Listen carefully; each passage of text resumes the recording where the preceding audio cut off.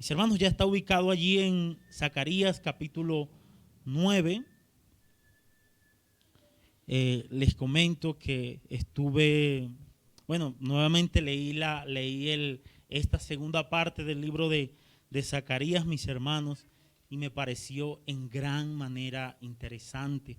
Yo espero, mis hermanos, que también para ustedes pueda ser interesante y que pueda edificar nuestros corazones de una manera bien especial. Miren cómo comienza el capítulo 9. Vamos a escuchar cosas nuevas, vamos a leer cosas nuevas, me refiero a cosas que no habíamos visto en el libro de Zacarías. Dice, la profecía de la palabra de Jehová está contra la tierra de Adrat y sobre Damasco, porque a Jehová deben mirar los ojos de los hombres y de toda la tribu de Israel. También Amad será comprendida en el territorio de este, Tiro y Sidón, aunque sean muy sabias. Bien que Tiro se edificó fortaleza y amontonó plata como polvo y oro como lodo de las calles. He aquí el Señor la empobrecerá y herirá en el mar su poderío, y ella será consumida de fuego. Verá Ascalón y temerá, Gaza también, y se dolerá en gran manera. Asimismo Ecrón, porque su esperanza será confundida. Y perecerá el rey de Gaza, y Ascalón no será habitada. Habitará en Asdod un extranjero, y pondré fin a la soberbia de los filisteos. Quitaré la sangre de su boca y sus abominaciones de entre sus dientes, y quedará también un remanente para nuestro Dios. Y serán como capitanes en Judá, y Ecrón será como el Jebuseo. Entonces acamparé alrededor de mi casa como un guarda, para que ninguno vaya ni venga, y no pasará más sobre ellos el opresor, porque ahora miraré con mis ojos. El Señor añada bendición a su palabra. Mis hermanos, como les decía, a partir de este capítulo iniciamos la segunda parte, lo que algunos estudiosos han llamado la segunda parte del libro de Zacarías. Pero no solamente algunos estudiosos han llamado esta segunda parte, que consta de los capítulos 9 al 14, la han llamado la segunda parte de Zacarías, sino que hay algunos críticos, mis hermanos, algunos críticos de la palabra, que han llamado a esta segunda parte un segundo libro de Zacarías con un autor diferente. Estas personas dicen que el libro de Zacarías está compuesto por dos libros. El primer libro estaría compuesto por los capítulos del 1 al 8, los cuales ya hemos estudiado. Y el segundo libro, según estas personas, estarían compuestos del versículo 9 al 14. Hasta el momento no hay problema, mis hermanos. La dificultad surge cuando estos críticos dicen, mis hermanos, que la segunda parte del libro de Zacarías la escribió otro autor y no Zacarías. Ellos dicen que no la pudo haber escrito Zacarías, ya que en la segunda parte no hay una referencia a la construcción del templo. Además, ellos dicen que en la segunda parte de Zacarías, o en el segundo libro de Zacarías, como ellos le llaman, hay una atmósfera diferente a la primera parte. Pero ¿será eso cierto, mis hermanos? ¿Será que el segundo libro de Zacarías lo escribió otro hombre, otro autor? Y básicamente, mis hermanos, estos críticos dicen esto porque ellos no creen que la profecía, no creen en la profecía, no creen en la palabra profética. Ellos no pueden creer cómo la profecía de Zacarías capítulo 9 al 14 se haya cumplido de una manera impresionante en la historia. Por tanto, ellos dicen, no, eso no es posible. Alguien que vivió después de los sucesos que aparecen en los capítulos 9 al 14 fue el que tuvo que haber escrito Zacarías. Ellos dicen, no, esa persona vio los sucesos, entonces prácticamente nos está contando la historia de lo que sucedió. Pero mis hermanos, este punto de vista tiene graves problemas de interpretación. Porque estas personas están olvidando que el libro de Zacarías no es un libro histórico, aunque contiene historia, sino que es un libro que profético. De hecho, está dentro de los profetas menores, los cuales estamos estudiando. Así que de entrada, el saber que el libro de Zacarías es un libro profético ya va derrumbando el argumento de un segundo autor. Sin embargo, mis hermanos, hay otros argumentos que pudieran ayudarnos a entender que el libro de Zacarías, tanto la primera parte como la segunda parte del libro de Zacarías, la ha escrito el mismo autor. Y por ejemplo, mis hermanos, la frase así ha dicho el Señor, vino a mí palabra de Jehová diciendo, aparece 14 veces en la primera parte del libro de Zacarías y 6 veces en la segunda parte del libro de Zacarías. Además, la expresión los ojos de Jehová aparecen 2 veces en la primera parte y 1 en la segunda parte de Zacarías. La expresión oh Sión, refiriéndose a Jerusalén, a lo largo de las 2 secciones del profeta, aparecen en ambas partes. Eso nos lleva a concluir, mis hermanos, que hay un solo autor del libro de Zacarías, el cual escribió el primer libro y el segundo libro, según estos estudiosos. Además, mis hermanos, y este me parece un fuerte argumento, hay una frase que dice, ni fuese ni viniese, o no vaya ni venga. Esa frase aparece en el capítulo 7, versículo 14, y también aparece en la segunda parte del libro, es decir, en el capítulo 9, versículo 8. E interesantemente, mis hermanos, esta expresión no aparece en ninguna parte del Antiguo Testamento. Solamente aparece en Zacarías. Y oh sorpresa, mis hermanos, aparece en ambas partes del libro. ¿Eso qué nos quiere decir o a qué nos lleva a concluir, mis hermanos? Que hay un solo autor para ambos libros, un solo autor.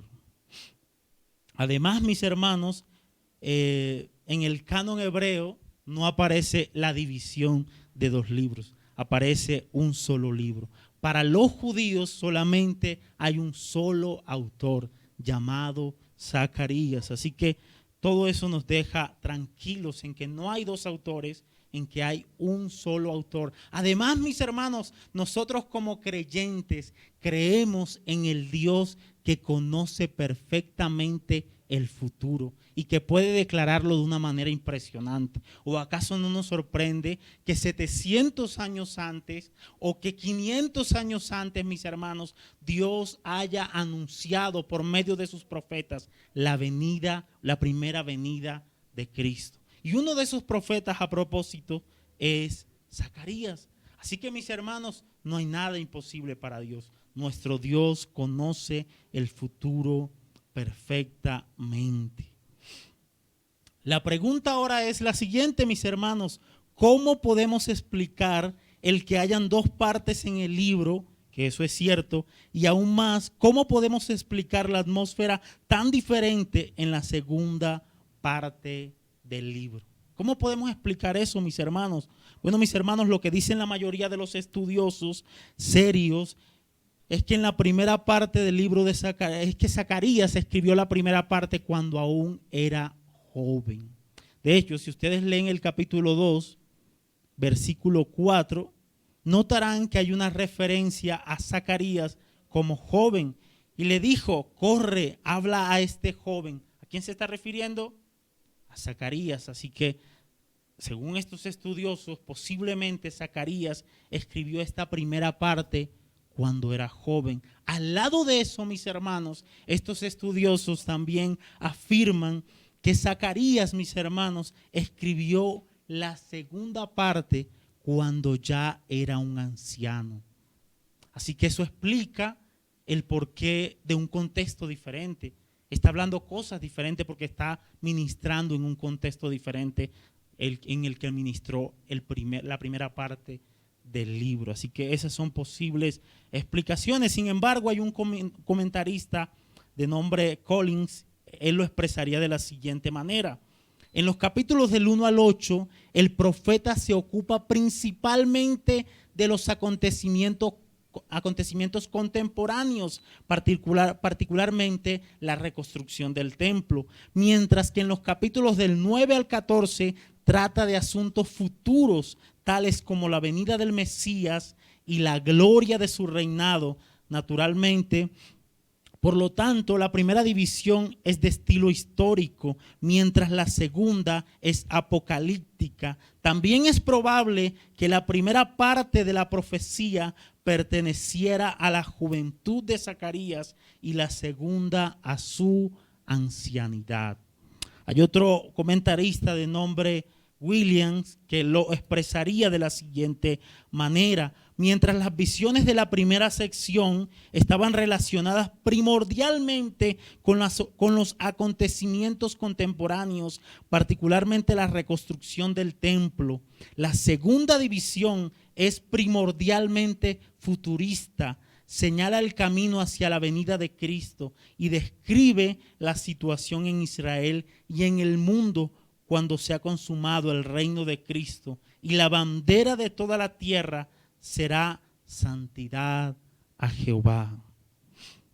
Ahora, con esto en mente, mis hermanos, con este contexto en mente, sabiendo que hay argumentos sólidos para pensar que Zacarías escribió ambas partes del libro, tanto la primera parte que consta de los capítulos 1 al 8, como la segunda parte que consta de los capítulos 9 al 14. Zacarías la escribió, así que hay una explicación que me parece muy apropiada, que tiene argumentos también que la usan comentaristas serios, y es que Zacarías escribió la primera parte cuando era joven y la segunda parte en su ancianidad.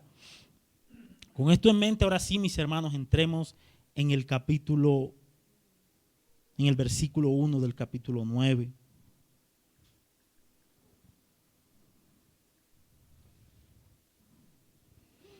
Miren cómo comienza la palabra. Dice: la profecía de la palabra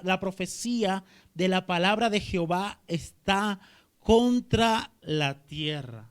Esto pudiera traducirse también: la carga de la palabra de Jehová está sobre la tierra.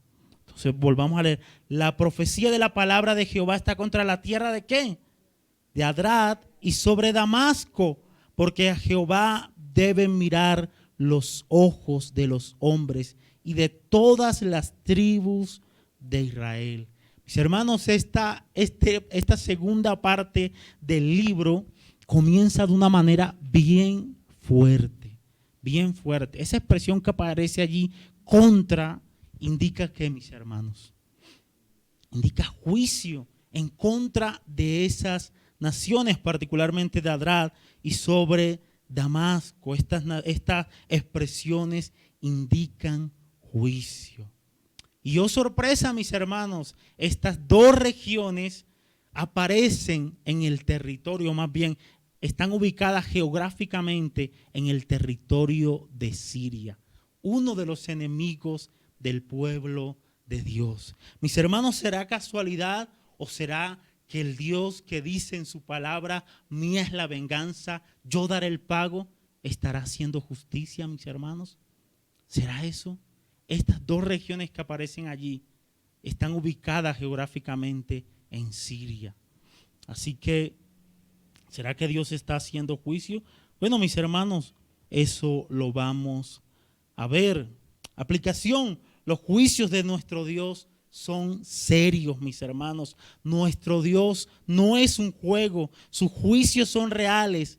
Y yo de ti, si hay alguien acá que no es creyente, o si de pronto más adelante me escuchará, yo de ti corriera arrepentido a los pies de Cristo, pidiéndole perdón y poniendo solo la mirada en Él y viviendo para la gloria de su nombre. Pero también a nosotros, queridos hermanos, Dios no puede ser burlado, dice la palabra. Nosotros no podemos jugar a ser creyentes. Nosotros debemos ser verdaderos creyentes y andar a la altura del evangelio, del llamamiento que Dios nos ha hecho. Qué bueno que podamos escuchar las palabras de Isaías. Miren lo que dice Isaías capítulo 8, versículo 13. Dice, a Jehová de los ejércitos, a Jehová de los ejércitos, a él santidad, sea él vuestro temor y él sea vuestro miedo. A Dios sea vuestro temor y a él sea vuestro miedo. Creo que es MacArthur que en cierto libro dice que debemos tenerle un miedo santo a nuestro Dios.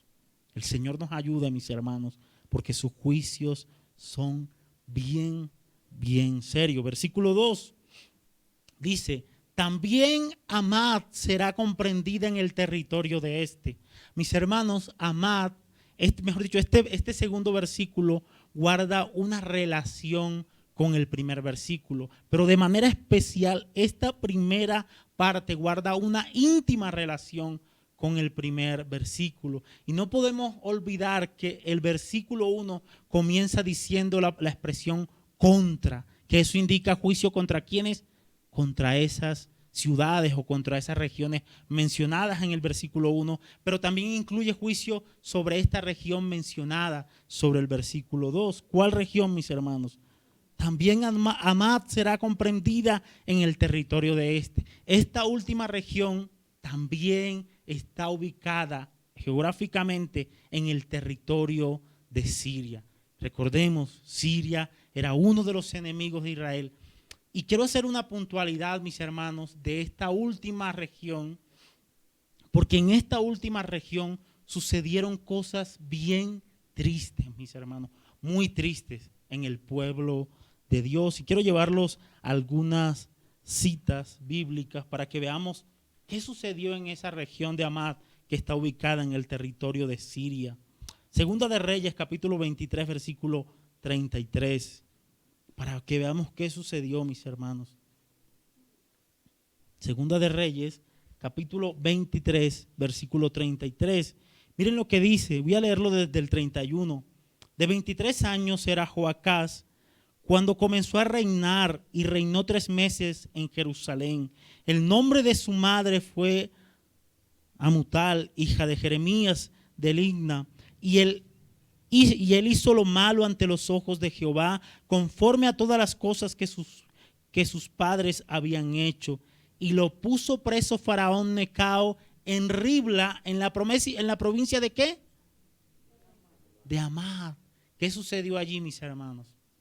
Hubo un rey, aunque eso hace parte del juicio del Señor contra su pueblo, sin duda, pero eso no nos lleva a desconocer que eso fue un suceso triste en la historia de Israel. Un faraón tomó al rey del reino del sur y lo llevó preso. ¿En dónde lo colocó preso? En Ribla. ¿Dónde estaba Ribla? En la provincia de Amad. ¿Dónde estaba Amad? En Siria. ¿Qué era Siria, mis hermanos? Un enemigo del pueblo de Dios. Vamos a otra cita, Segunda de Reyes, capítulo 25, versículos 6 y 7. Y de pronto quizás yo sé que muchos de ustedes han leído esta historia, pero de pronto no habían detallado que esto también sucedió en esta región de Amad. Miren lo que dice el versículo 6 y 7 del capítulo 25. Dice, preso pues el rey, le trajeron al rey de Babilonia en Ribla. Está hablando del rey Sedequías. Preso pues el rey, le trajeron al rey de Babilonia en Ribla y pronunciaron contra él sentencia. Degollaron a los hijos de Sedequías en presencia suya, y a Sedequías le sacaron los ojos y atado con cadenas lo llevaron a Babilonia. ¿Dónde estaba Ribla, mis hermanos? En el territorio de Amad. Nuevamente sucesos tristes, mis hermanos. Pero ahora en el libro de Zacarías, mis hermanos, nos dice que hay un juicio contra esa región. Pregunta, ¿será casualidad, mis hermanos, o más bien será venganza santa de nuestro Dios? Sigamos mirando otra cita más. Allí en el capítulo 25, versículo 19. Miren lo que dice la palabra, ahí mismo en el capítulo 25 de Segunda de Reyes. Miren lo que dice la palabra, otro suceso allí en esa región. Dice, y de la ciudad tomó un oficial después que el ejército de Babilonia arrasó con el reino del sur, miren lo que hicieron. Y de la ciudad tomó un oficial que tenía a su cargo los hombres de guerra, 5 varones de los consejeros del rey que estaban en la ciudad, el principal escriba del ejército que llevaba el registro de la gente del país y 60 varones del pueblo de la tierra que estaba en la ciudad. Estos tomó Nabuzaradán, capitán de la guardia, y los llevó a Ribla al rey de Babilonia, versículo 21. Y el rey de Babilonia los hirió y mató en Ribla. ¿En cuál tierra? Así fue llevado cautivo Judá de sobre su tierra. Notan, mis hermanos, otro suceso bien desastroso en la historia de Israel. ¿Qué sucedió dónde? En Amad. ¿Qué está diciendo Zacarías en contra de Amad? Que Dios va a traer juicio en contra de esa nación. Pero ¿qué sigue diciendo Zacarías? Ahora volvamos a Zacarías, porque sigue hablando de juicio la palabra. Miren lo que sigue diciendo. Dice: la profecía de la palabra de Jehová está contra la tierra de Adrad y sobre Damasco, porque a Jehová deben mirar los ojos de los hombres y todas las tribus de Israel. Dice versículo 2, también Amad será comprendida en el territorio de Tiro y Sidón, aunque sean muy sabias. ¿Quiénes también entrarán en este juicio de Dios? ¿O quiénes serían visitadas por este juicio de Dios, mis hermanos? Tiro y Sidón, mis hermanos, Tiro y Sidón serían visitados en este juicio. Tiro y Sidón, mis hermanos, hacían parte de una región llamada Fenicia. Eso estaba en la costa del mar Mediterráneo. Y quiero hacer una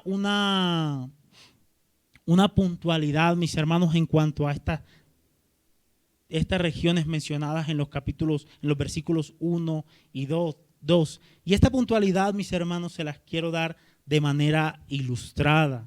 Imagínense por un momento, mis hermanos, que ustedes son el pueblo judío. De manera especial, este lugar es Jerusalén. Y que ustedes por un momento, mientras que se termina la enseñanza, van a ser los judíos.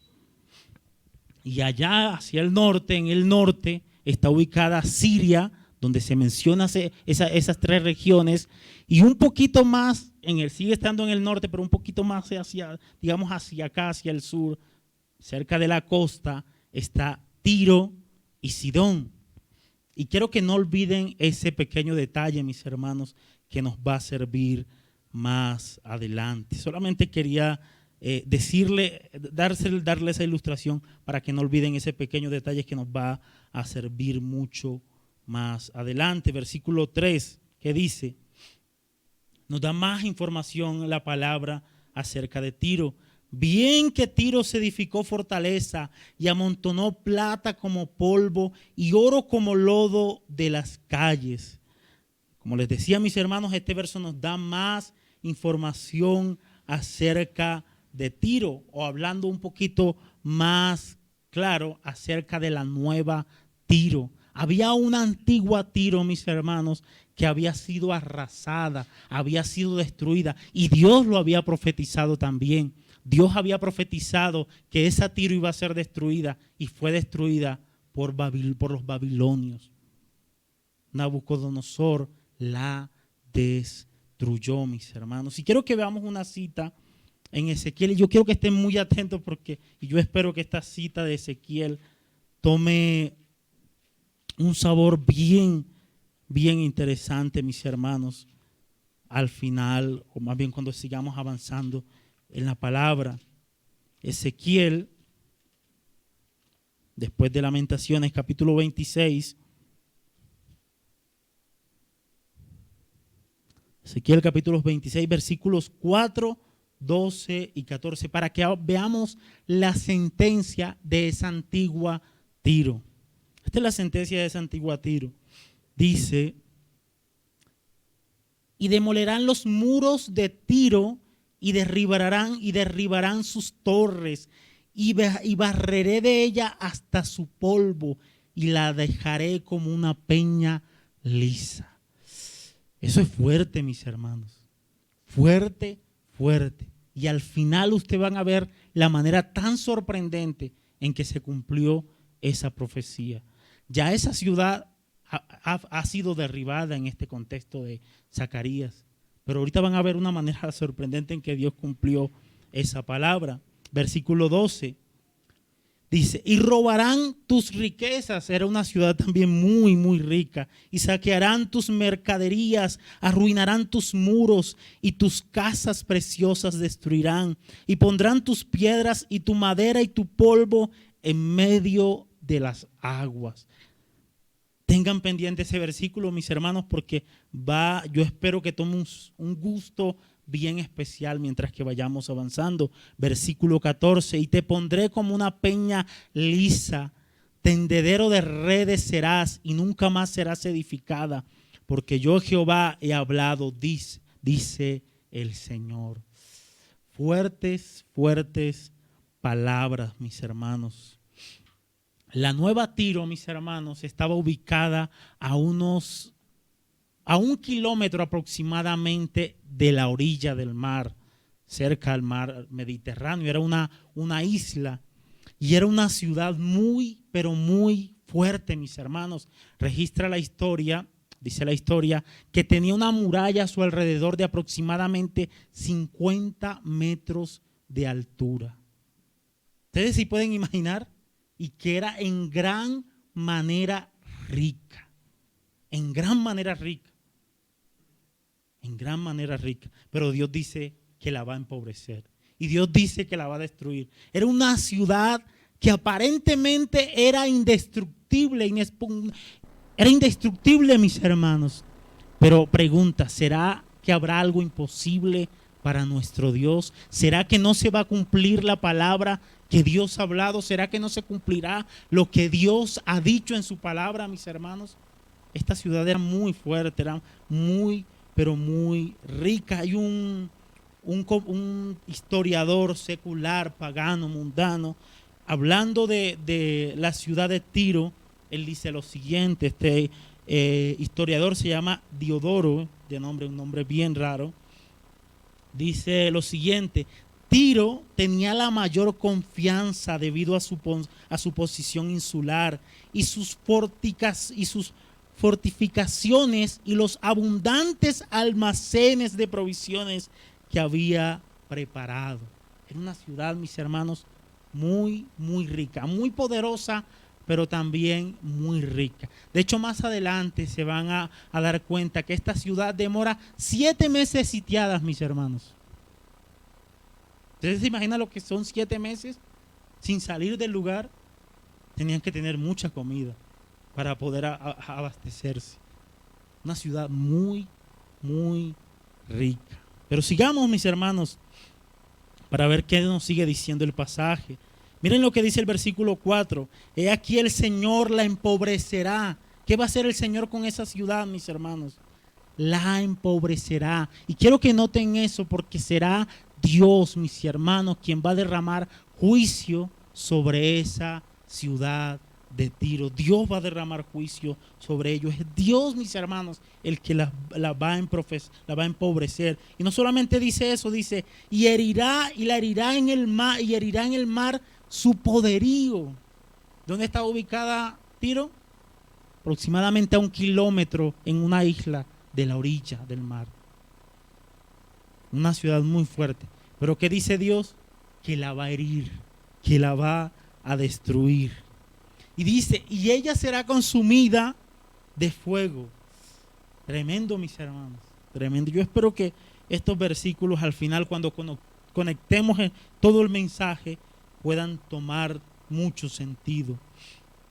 Pero como les decía, mis hermanos, estas palabras son juicio del Señor y es Dios quien castigará a esta región de Tiro y de Sidón. Versículo 5. Verás Calón y temerá, Gaza también, y se dolerá en gran manera. Asimismo Ecrón, porque su esperanza será confundida, y perecerá el rey de Gaza, y Ascalón no será habitada. Así que, mis hermanos, seguimos bajando. Supongamos estamos Jerusalén, no se les olvide, norte.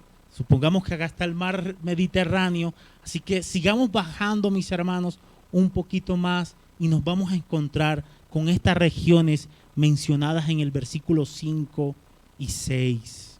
Esas regiones hacen parte de la región de Filistea. ¿Recuerda quiénes eran los filisteos?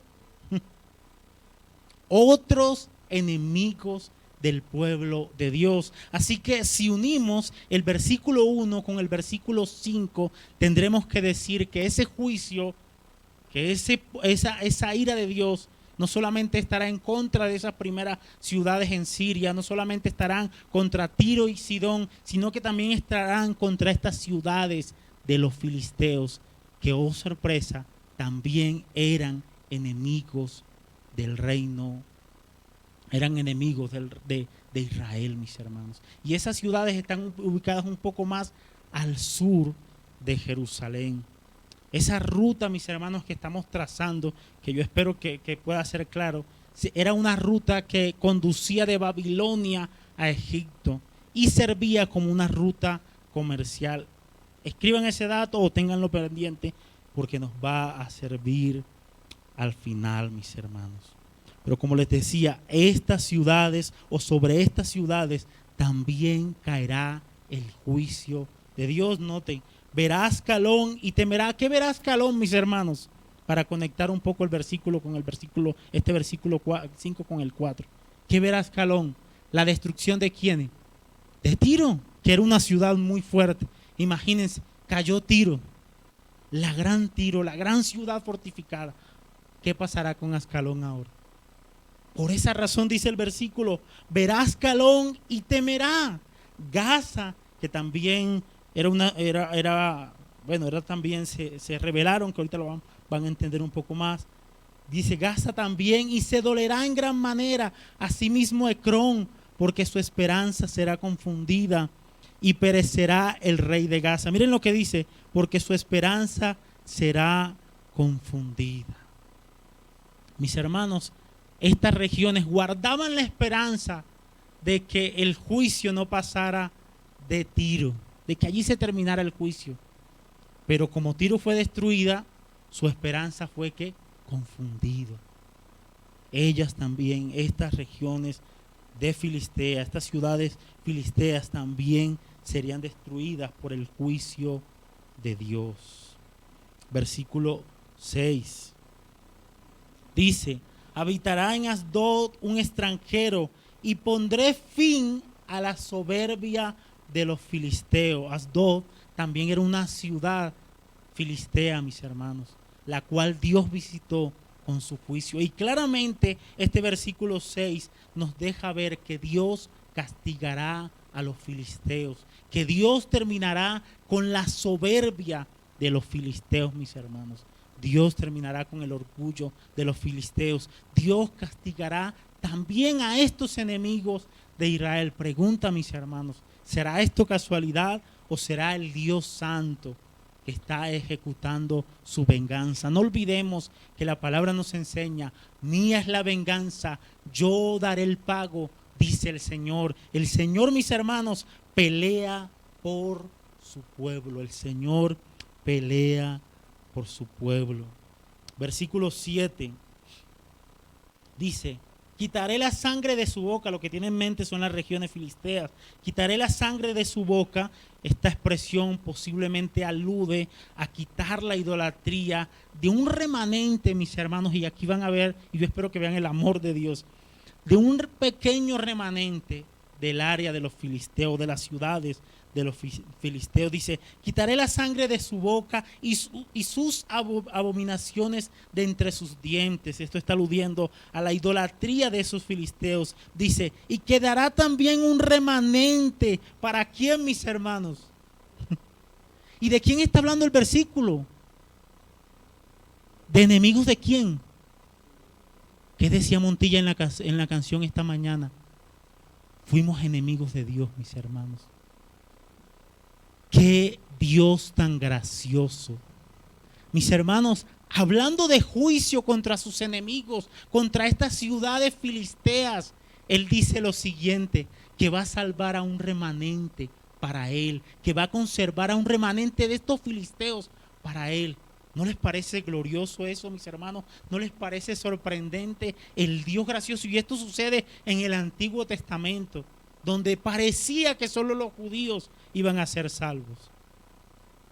Pero, oh sorpresa, desde el Antiguo Testamento, Dios decide sorprendentemente salvar a un remanente de los enemigos de su pueblo, a un remanente de sus enemigos. Mis hermanos, y eso no solamente sucedió con los filisteos, también sucedió con nosotros. Antes éramos enemigos del Señor, hijos de la ira de Dios, pero por gracia el Señor decidió salvarnos. Y tranquilamente, mis hermanos, podemos cantar aquella canción. Yo no se la voy a cantar, pero se la voy a leer. Podemos cantar aquella canción, mis hermanos, que dice: tu enemigo fui, me he sentado a tu mesa. Gracias, Cristo. Mis hermanos, el Señor nos salvó a pesar de ser sus enemigos.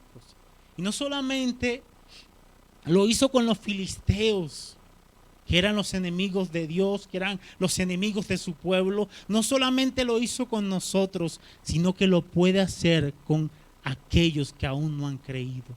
Dios tiene el poder para salvarte, para traerte a tus caminos, a sus caminos, si aún no has creído.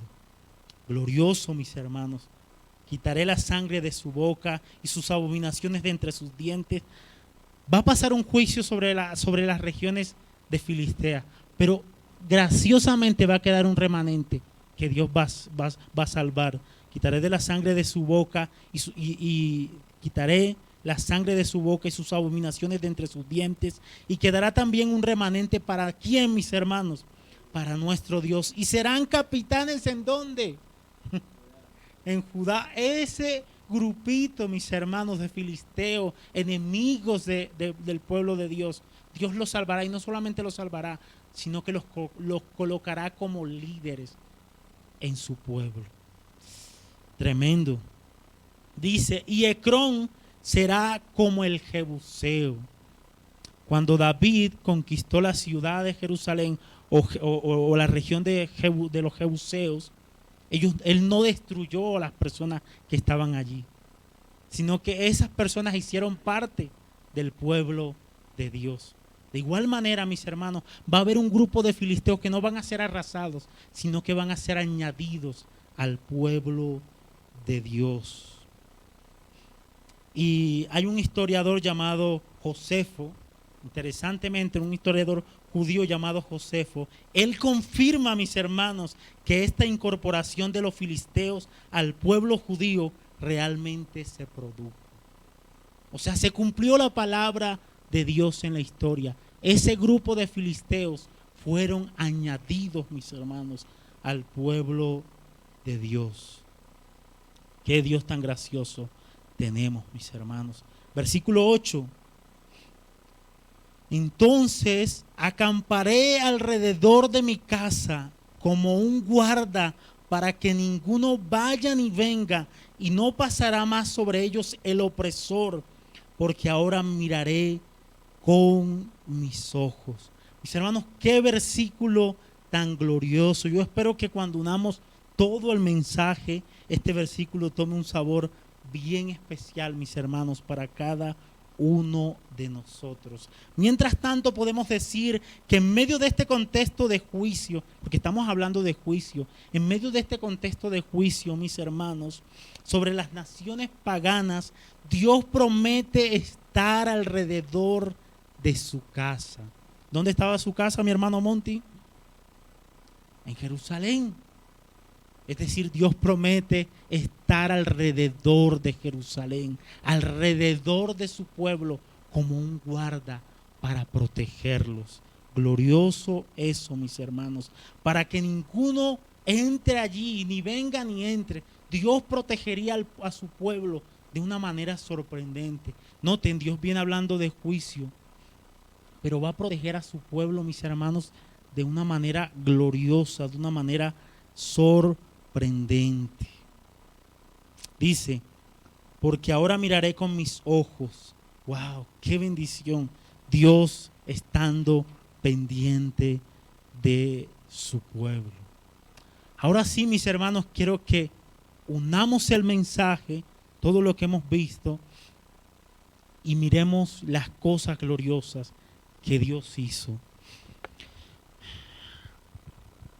Hemos visto, mis hermanos, el pronunciamiento, versículo 1 que hemos visto, el pronunciamiento profético de una serie de juicios en contra de unas naciones paganas. Recordemos, estamos acá, nosotros somos Jerusalén, allí en el norte está ¿quién? Siria, particularmente las regiones de ¿qué? Versículo 1, Zacarías. ¿Cuál? Adrat. ¿Cuál más, mi hermano? Damasco y Hamad, particularmente allí en Siria. Luego seguimos bajando un poquito más, mis hermanos, por la costa del mar Mediterráneo y encontramos ¿a quién? A Tiro y Sidón, sobre las cuales también cayó el juicio de Dios. Pero seguimos bajando un poco más hacia el sur por la costa del mar Mediterráneo y encontramos las ciudades filisteas que aparecen en los versículos 5 y 6. Mis hermanos, les recuerdo que esa era una ruta que conducía de Babilonia a Egipto, es decir, de norte a sur. Y esa ruta servía como, mejor dicho, servía como ruta comercial también. Y ese dato ya nos va a servir. La pregunta es, mis hermanos, ya tenemos claro que Dios derramó juicio sobre eso, o que más bien pronunció juicio sobre esas regiones. La pregunta ahora sería la siguiente: ¿cómo Dios ejecutó esos juicios mencionados en nuestro pasaje? ¿Qué usó Dios para llevar a cabo esos juicios? ¿Qué usó Dios, mis hermanos? ¿Será que usó fuego del cielo? Recuerdan que el versículo 4 nos deja ver que la ciudad de Tiro va a ser consumida por fuego. ¿Será que Dios derramó fuego del cielo y consumió esas ciudades? ¿O de qué nos está hablando el texto, mis hermanos? ¿Qué usó Dios para ejecutar esos juicios sobre esas naciones paganas? Creo que hay una pista en el versículo 8, pero para que esa pista se haga evidente, debemos leerla desde la Nueva Traducción Viviente. Mírenlo cómo lo dije, cómo dice: guardaré, el versículo 8, guardaré mi templo y protegeré de ejércitos invasores. Estoy vigilando de cerca para asegurar que nunca más los opresores extranjeros invadan la tierra de mi pueblo. Este versículo, leído desde la Nueva Traducción Viviente, nos habla de un ejército opresor.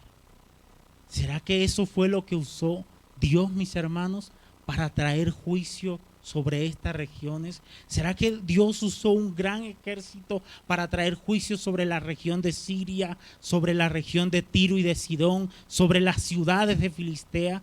¿Será que Dios usó un ejército? Si fue un ejército, que yo creo, mis hermanos, que fue un ejército lo que Dios usó, si fue un ejército lo que Dios usó, ¿cuál ejército usaría el Señor?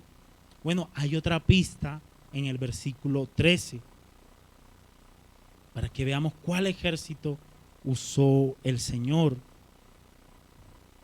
Versículo 13 del capítulo 9. Miren lo que dice. Dice: porque he entesado para mí a Judá como arco, e hice a Efraín su flecha, y despertaré a tus hijos, oh Sión, contra tus hijos, oh Grecia, y te pondré como espada de valiente. Miren cómo lo dice, creo que lo tengo acá desde la Nueva Traducción Viviente. Dice: Judá es mi arco e Israel mi flecha, Jerusalén es mi espada, y como un guerrero la blandiré. ¿Contra quiénes? Contra los griegos.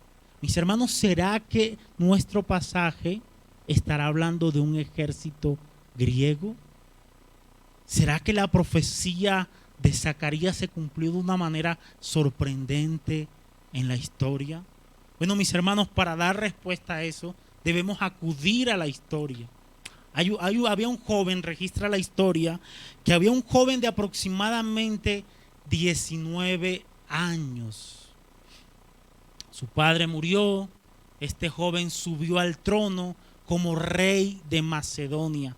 ¿Dónde está ubicado Macedonia? Macedonia está ubicado al norte de Grecia, mis hermanos. Y este rey a sus 19 añitos consolidó prácticamente todas las ciudades de Grecia, todos los estados de Grecia, y los puso bajo su dominio, mis hermanos. Y no solamente eso, este joven se armó de un ejército y se fue en contra del imperio persa. En el contexto de Zacarías, ¿recuerdan cuál era el imperio que estaba vigente? Por decirlo de una manera, de esa manera. ¿Recuerdan cuál era el imperio? El imperio persa. ¿Recuerdan que fue el rey Ciro quien dejó ir a su pueblo para que habitara nuevamente en la tierra? Así que, mis hermanos, este joven se armó de un ejército y se fue en contra del imperio persa. Y quiero recordarles que las regiones de Siria, de Tiro, de Sidón, las regiones de Filistea, incluso Israel mismo estaba bajo el imperio persa. Por tanto, el objetivo de este militar, de este muchacho, no solamente eran las ciudades de la región de Siria, la región de Tiro y de Sidón y la región de Filistea, sino cuál región también era: Jerusalén. Por esa razón dice el Señor que Él va a guardar a su pueblo y lo va a hacer de una manera sorprendente. Y quiero que sepan que estoy hablando de Alejandro Magno. Este hombre, mis hermanos, se armó de un ejército y llevó sus tropas a Siria. Y conquistó ¿a quién, mis hermanos? A esas regiones que menciona nuestro pasaje. Fueron conquistadas por este hombre. Y él siguió la ruta que aparece en nuestro pasaje y siguió bajando por la costa y llegó a Sidón. ¿Y saben qué pasó con Sidón? Mis hermanos, que registra la historia, Sidón se entregó voluntariamente. Pero ¿saben qué pasó con Tiro, mis hermanos? No se quiso entregar voluntariamente. Registra la historia, mis hermanos, que Alejandro envió emisarios, diplomáticamente hablando, envió emisarios para hablar con la gente de Tiro. Pero ¿saben qué hicieron los de Tiro? Asesinaron a los emisarios de Alejandro. Este hombre se enfureció, mis hermanos. Pero ustedes recuerdan que la ciudad de Tiro, donde estaba, hacia aproximadamente a 1 kilómetro en una isla rodeada de muros, pensando que ninguno la iba a destruir. Pero oh sorpresa, mis hermanos, ¿recuerdan que había una Tiro que había sido destruida y que estaban los escombros allá, habían quedado los escombros? ¿Saben qué hizo Alejandro? Tomó los escombros de aquella ciudad que había sido destruida y armó un puente para llegar a la isla de Tiro, a la nueva Tiro, y destruirla. Ahora sí quiero que vayamos a Ezequiel para que ustedes vean cómo se cumple la profecía de una manera sorprendente.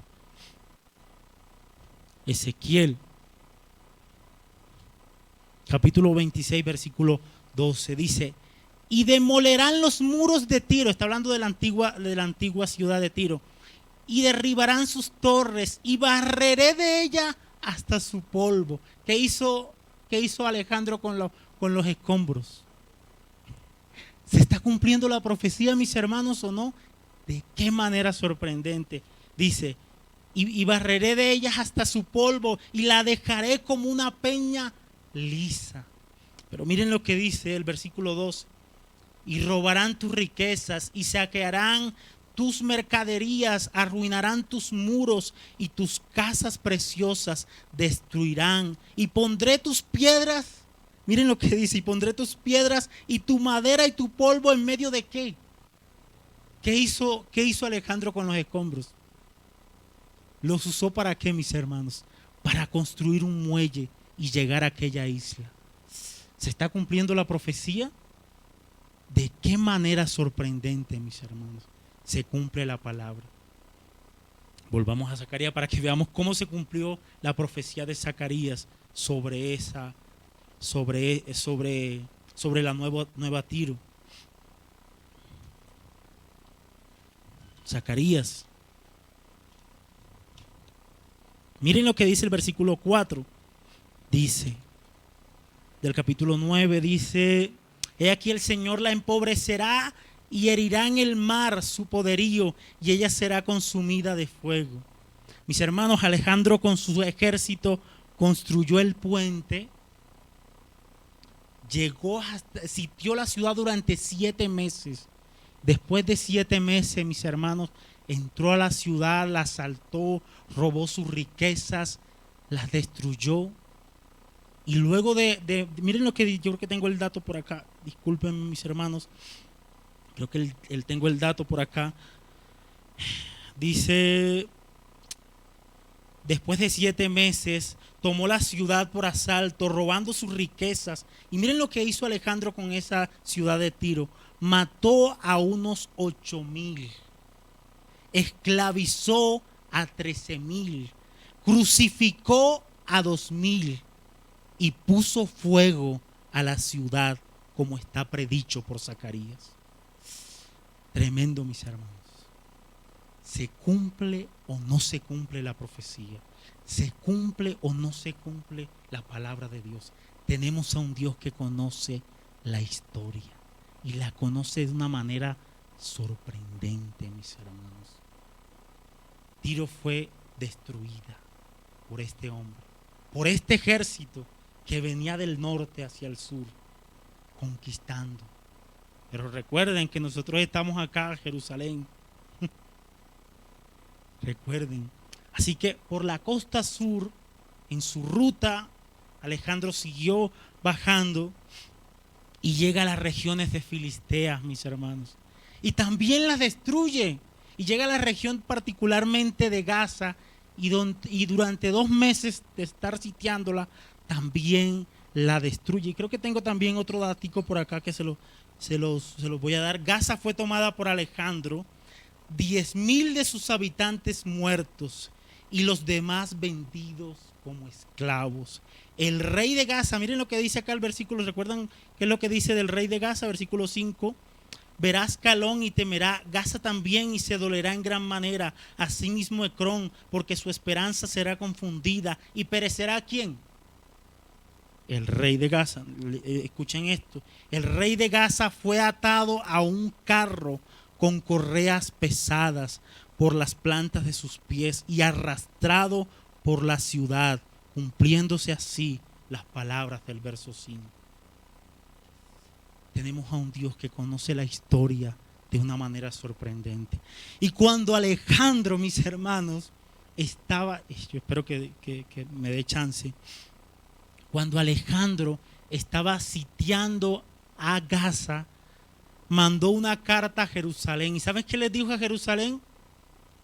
Ahora voy por ustedes.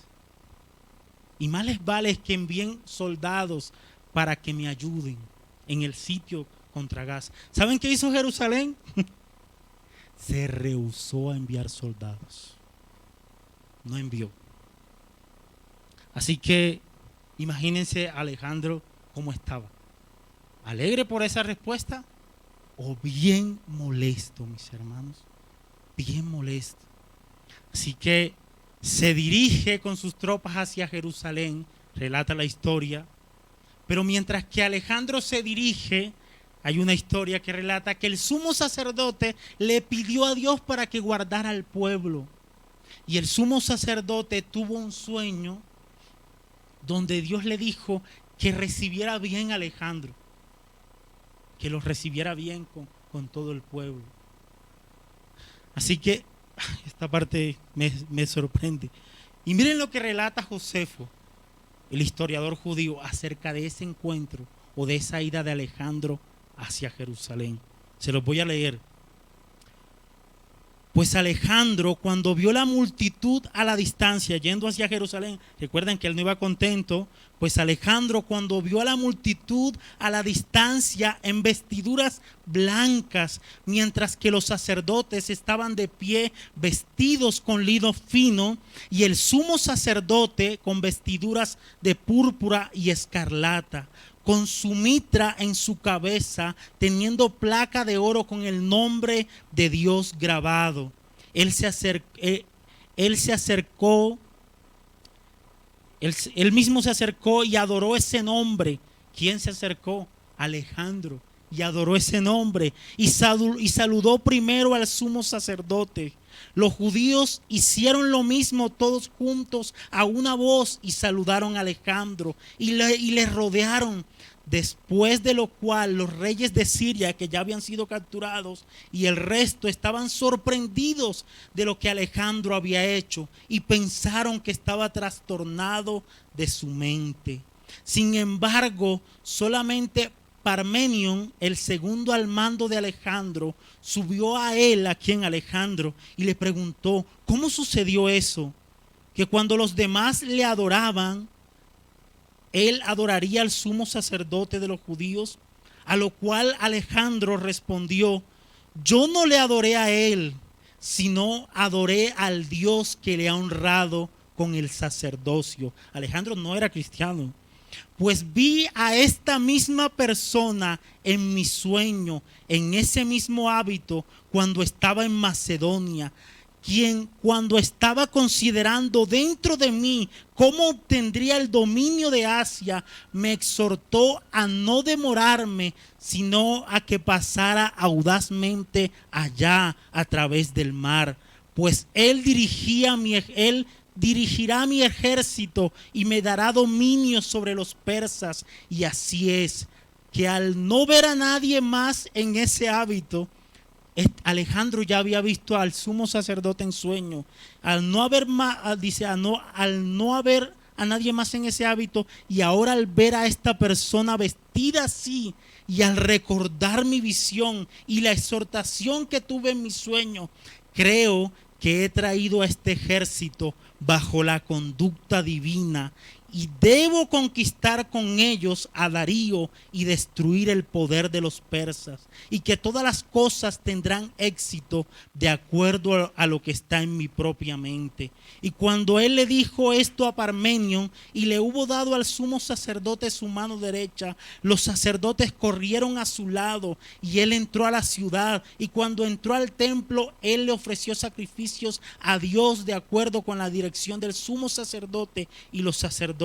Y cuando se le mostró el libro de Daniel, en donde Daniel declaró que uno de los griegos destruiría el imperio de los persas, él supo que él mismo era esa persona.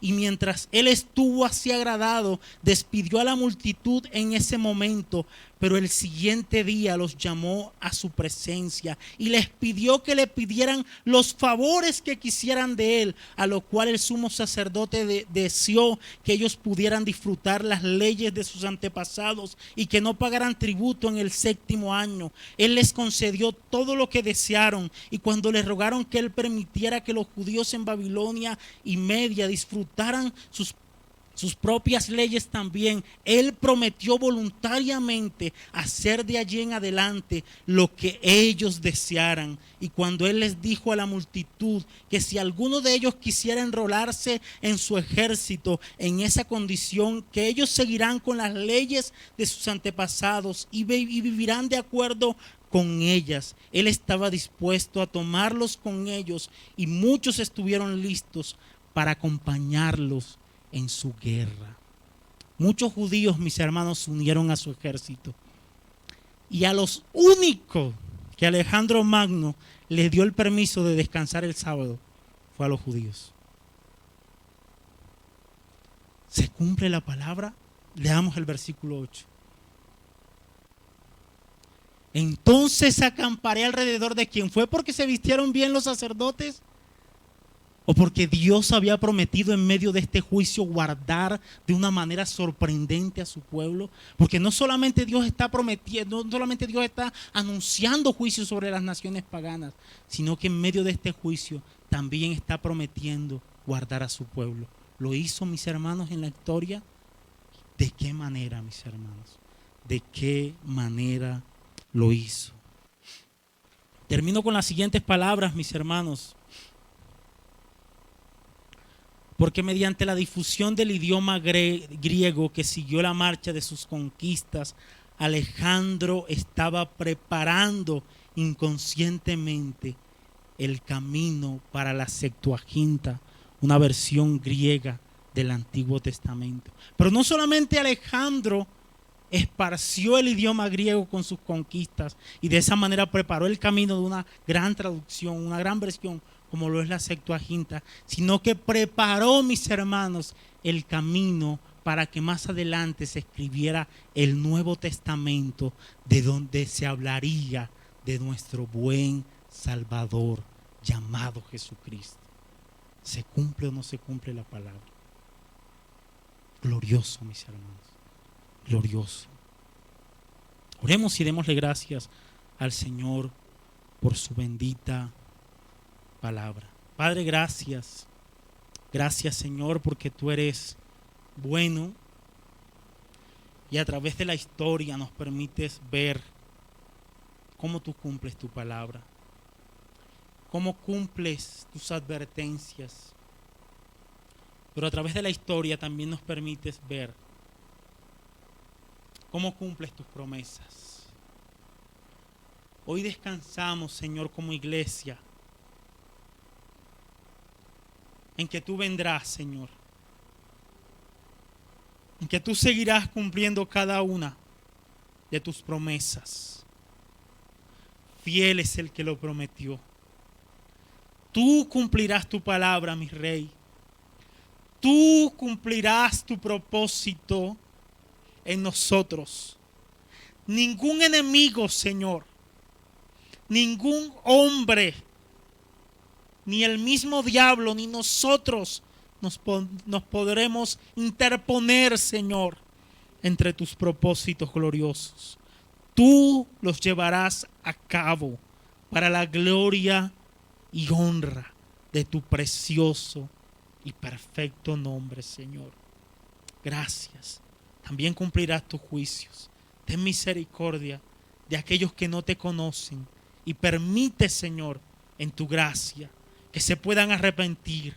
Si hay alguien, Señor, que no te conoce, que no se ha arrepentido, yo pido que abra su corazón y le recuerdes a su alma que tú cumplirás tus juicios también. Que si no se arrepiente, tu ira le alcanzará, Señor.